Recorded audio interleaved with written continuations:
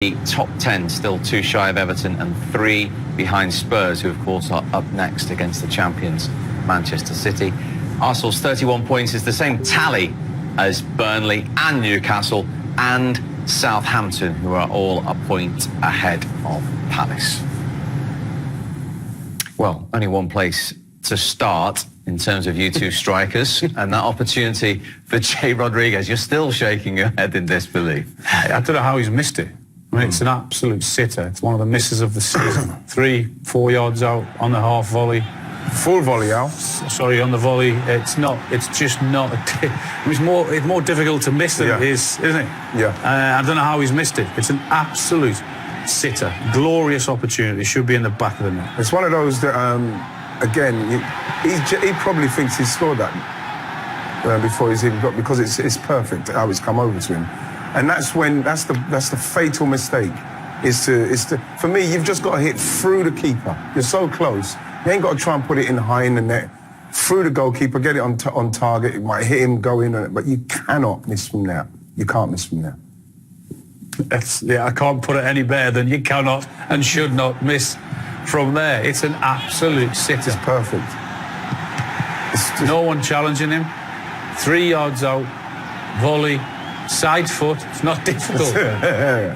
He won't be sleeping tonight. Yeah, I was going to say that will run through his mind, will it? Yeah, for a long time, yeah. But what that says to me is that no matter how easy the chance is, you have to give it full attention. He's not giving that full attention because he thinks he's so close. I just need to connect with this.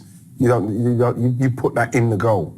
You put that in the goal and deal with it from there. That was, I mean, Burnley did have other chances in that second half, and it was a lot better for them in the second half than it was in the first 15 or 20 minutes. And they grew into the game, and they created enough to have won the game. Burnley should have won the game.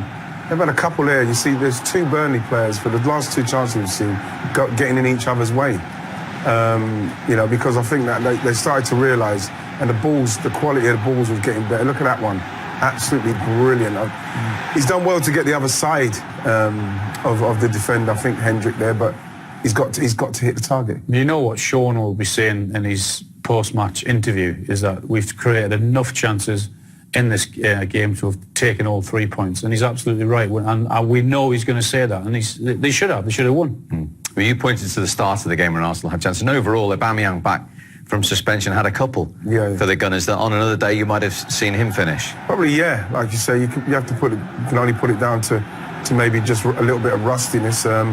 Seems like a very poor finish, a rushed finish, where you would have thought a side foot from where he was would have sufficed. And with this one, could he have done it first time? It's very hard to get that touch and then get it over a keeper of that size as well. So that was a difficult chance as well. And I feel that when you look at this chance as well, he's got in front really. It's unfortunate, it's unlucky. You want to hit the target. That's the main thing you do there. You don't try and be too precise with that header because it's such a good ball. He's made a good move off the defender. You just want to make the goalkeeper make a save because he could touch it, put it in the goal or something, but hit the target. I mean, I keep hearing from Arsenal's side of things. Things are improving, things are getting better. There's only Norwich and Watford have won fewer games than Arsenal this season. Norwich and Watford. The bottom 2. Look at the players that Arsenal have in their team. Aubameyang, Lacazette, David Luiz, the goalkeeper, Bellerin, Ozil, Pepe, Xhaka, Pepe, Martinelli. And you think, 6 games this football club has won in the Premier League this season. 6. Let's let that sink in. Watford and Norwich have only won fewer games. Do you think this task is bigger than he thought from the outside for Mikel Arteta? Now he's been on the inside for a while. Sorry, I was still sinking. It'll take longer than that for it to sink in. When you say it like that, there's a realisation that makes you think, once he has taken over Arteta, he now realises the enormous task that he has. But yes, you look at that the way they started, it looked like, there's something's going to happen there. They started sharp, they made the chances, and then after that, they just slowly kind of like went further and further into their shell, and it's something that he has to address because I agree with Alan in respect to the calibre of player we've got, and you have to give Burnley credit for where they are, but the caliber of player we should be performing a lot better. We've got a lot of young players coming through now that you hope can step up to the mark, but we've got a lot of players there at the moment that are not playing to a level where Arsenal should be, and that is the job that Mikel Arteta has got, is to get them back to that level. Whether or not he can do that with the funds that he's got, which isn't much, it's going to be a massive, massive ask. Okay, 0-0 then at Turf Moor, and more frustrations for Arsenal. When you have the ball, you want your best players on it as long as possible, if that's the case, and you want to try and make some sort of movement. When you lose the ball, you have to get back into positions. So I think even, for instance, there that you talk about Burnley playing, a relatively rigid 4-4-2, but I would say that Sean Dyche would be the first one to say that the minute that you've lost the ball, you're going to retreat. You're going to go back into positions here where you can have still some effect on the game, even if it's a negative effect in the match. And so I wouldn't. I know exactly what you're saying. I think it seems to be de rigueur then to have your three in the middle of the pitch, your one up front, and your two wide players.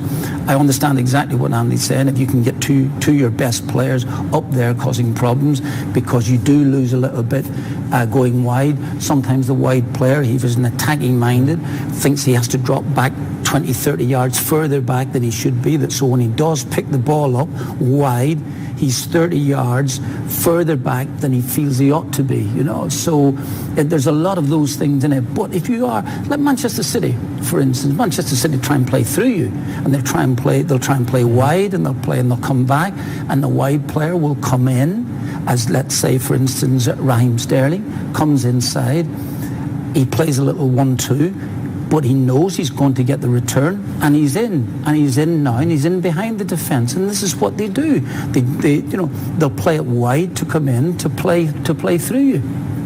You have to have the players to be able to do that. It's a long time ago. I'm thinking Heskey, Guppy, midfield, Claridge on his own up top.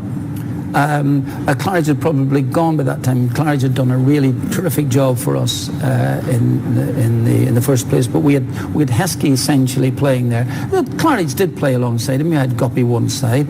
We did play a back three with two wide players. Now my two wing backs were mostly attacking players, but who were prepared to go back and help out. So at times, but it hasn't changed that much, when you were defending, we would maybe have five back there, but the two wide players that we had in the team could go up and down the pitch all day and could still... So really, we get too distracted, too tied up, too obsessed with 4, 1, 2, whatever the numbers are.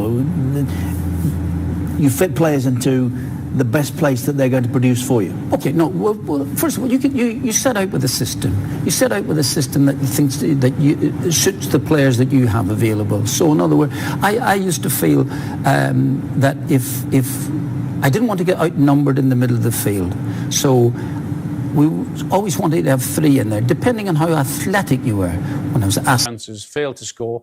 Then they got a little belief in their game. Then they started doing what they're very good at and closing down and stopping Arsenal playing, and then putting themselves further up the field into the final third and getting balls. And they came and they were the better team for the last 15 or 20 minutes of that half. Should Arsenal have finished one of those chances early on? Yeah, absolutely, yeah. I think it's just a great ball from Xhaka, and I don't know, can he maybe do it first time?